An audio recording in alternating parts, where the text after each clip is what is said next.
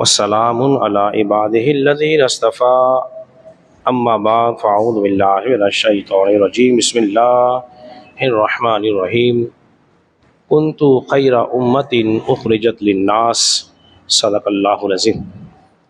حضرات محترم، آپ حضرات درس حدیث سماعت کر رہے ہیں، اور درس حدیث کے اندر میں آپ حضرات کے سامنے سیدنا شیخ عبد القادر جیلانی رحمۃ اللہ تعالی علیہ کی سیرت آپ کے سامنے بیان کر رہا ہوں۔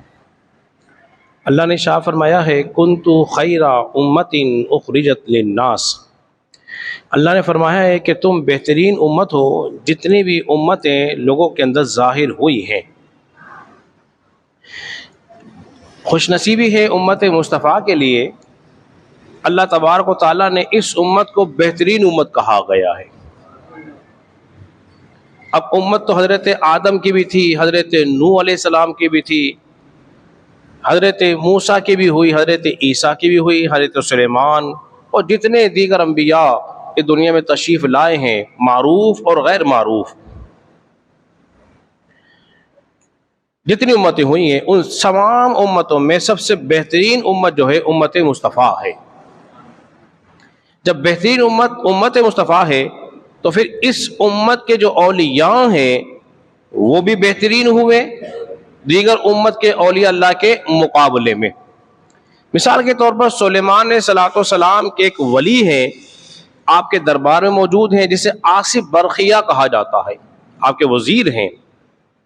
بارہا اس بات کو آپ سماعت کر چکے ہیں کہ آپ کی خواہش ہوئی کہ وہ تخت بلقیس کو جلدی لے آئے میرے پاس، تو جن آپ کے دربار میں بیٹھا ہوا تھا کہنے لگا کہ میں لے کر آتا ہوں۔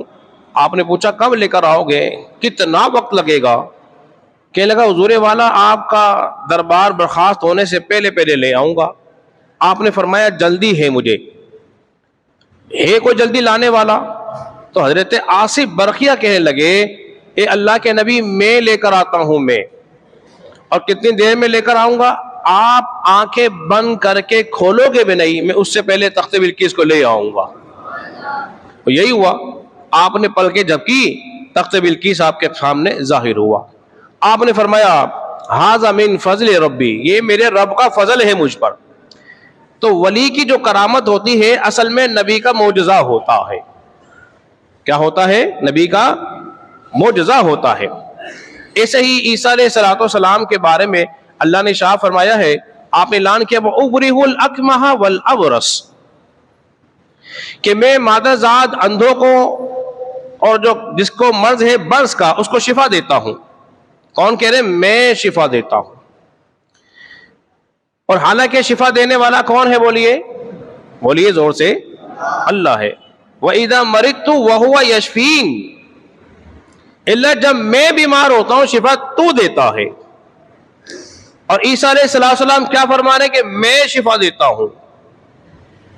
مطلب کیا ہے کہ میرا دینا خدا کا ہی دینا ہے۔ کیا ہے؟ میرا دینا خدا کا ہی دینا ہے۔ تو عیسیٰ علیہ السلام کے پاس مادر ذات اندھے آئے جن کا علاج ناممکن تھا، آپ ان کی آنکھوں پر ہاتھ پھیرتے، اللہ تبارک و تعالیٰ ان کو شفا عطا فرماتا، وہ دیکھنے والے ہو جاتے۔ وہ کوڑے کا مرض جسے کہتے ہیں سفید داغ، برص، اس کے مریض آ جاتے، آپ ہاتھ پھیرتے شفا دے دیتے۔ اسی طرح آپ مردوں کو زندہ بھی کر دیا کرتے تھے۔ سارے کام کس سے کرتے تھے؟ اللہ کے حکم سے، اللہ کی عطا سے کیا کرتے تھے۔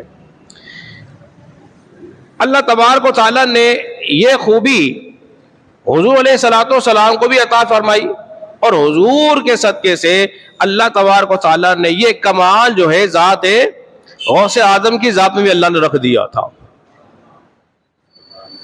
آپ کی ذات میں بھی رکھ دیا۔ اس طرح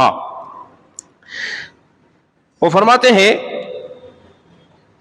کہ سیدنا شیخ عبد القادر جیلانی رحمۃ اللہ تعالی علیہ، شیخ ابو سعید رحمۃ اللہ تعالی علیہ فرماتے ہیں کہ شیخ عبد القادر جیلانی رحمۃ اللہ تعالی علیہ کی بارگاہ میں اندھوں کو لایا جاتا، اور برص کے جو مریض تھے ان کو لایا جاتا، تو آپ ان کو کیا کرتے؟ ان کے جسم پہ ہاتھ پھیرتے تھے، اللہ تبارک و تعالیٰ شفا عطا فرمایا کرتا تھا۔ اللہ نے کمال غوث پاک کو بھی عطا فرمایا۔ اسی طرح ایک اور ہے شیخ خضر حسینی، وہ فرماتے ہیں کہ میں غوث پاک کی بارگاہ میں 13 سال رہا، 13 سال رہا ہوں، اور 13 سال کے عرصے میں رہ کر میں نے وہ کچھ دیکھا، خرق عادت کے خلاف کرامات میں نے دیکھی۔ کیا دیکھی؟ وہ فرماتے ہیں کہ ان 13 سال کے عرصے میں نے یہ دیکھا ہے کہ اس وقت کے جو ڈاکٹر تھے، حکیم تھے، اطباء تھے، علاج کرنے والے تھے، جس مرض کے بارے میں کہتے ہیں نا کہ اب اس کو شفا نہیں ہوگی، یہ مرض اب ٹھیک نہیں ہو سکتا، مرض ٹھیک کب نہیں ہوتا ہے؟ جب بیماری حد سے تجاوز کر جائے۔ جس طرح ہمارے یہاں ڈاکٹر کہتے ہیں بھائی ڈاکٹر نے جواب دے دیا، بس آپ دعا کریں، یعنی کہ ڈاکٹر علاج کر کے بے بس ہو گیا، اس کے جو کچھ بس میں تھا وہ کیا، مگر شفا نہیں ہو رہی۔ شفا کب ہوتی ہے بولیے؟ جب اللہ چاہتا ہے۔ تو فرماتے ہیں کہ میں نے ایسا دیکھا ہے کہ جن کو معالج نے، علاج کرنے والوں نے لا علاج کرا دے دیا تھا، وہ غوث پاک کی بارگاہ میں حاضر ہوتے، اور غوث پاک سرکار کیا فرماتے؟ آپ 2 کام کرتے۔ پہلے نمبر پر ان کے لیے صحت کے لیے دعا فرماتے، تو اللہ تبارک و تعالیٰ آپ کی دعا سے اس مریض کو شفا عطا فرما دے گا۔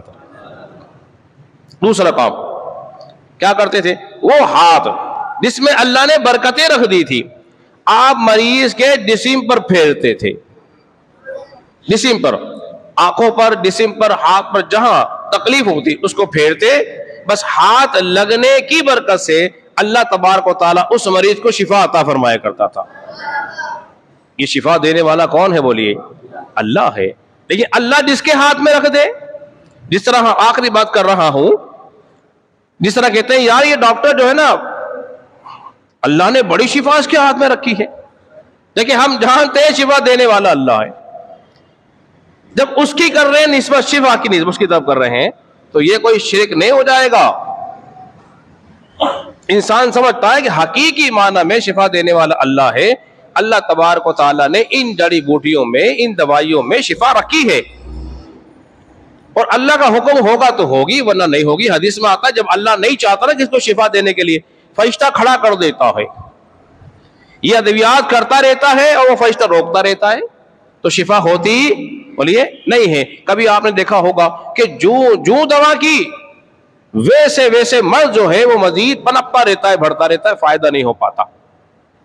تو اللہ تبارک و تعالیٰ جس کے ہاتھ پہ چاہتا ہے اس کے ہاتھ میں شفا رکھ دیتا ہے۔ اور پھر یہ تو وہ اللہ کے کامل ولی ہیں جو اللہ کے دوست ہیں، اللہ کے محبوب ہیں، اللہ کے پیارے ہیں۔ اس لیے جب کوئی مقام میں غوثیت پہ فائز ہوتا ہے، غوث پاک سرکار فرماتے ہیں اللہ تبارک و تعالیٰ اس کو لفظ کن عطا فرماتا ہے، کہتے ہیں نا ہو جا، تو وہ ہو جاتی ہے۔